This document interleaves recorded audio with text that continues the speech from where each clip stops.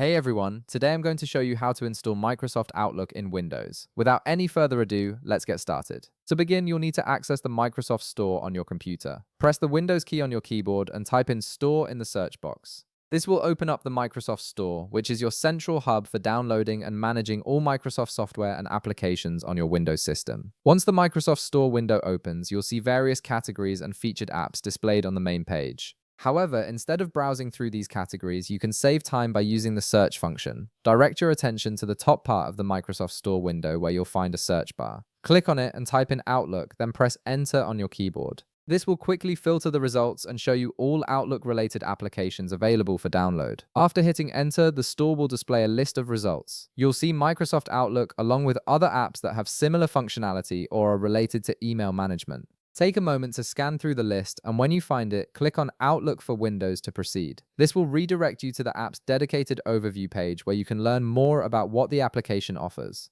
On this overview page, you'll find detailed information about Microsoft Outlook. Read through the app description to understand its features and capabilities. You'll also see user ratings and reviews from other people who have installed the app, which can give you insight into the overall user experience. Additionally, make sure to check the system requirements and compatibility information to ensure that your computer meets the necessary specifications for running Microsoft Outlook smoothly. Once you've reviewed all the information and you're satisfied that the app is right for you, scroll back up to the top of the overview page. Here you'll see a download button prominently displayed. Click on this button to start downloading the Microsoft Outlook installer to your computer.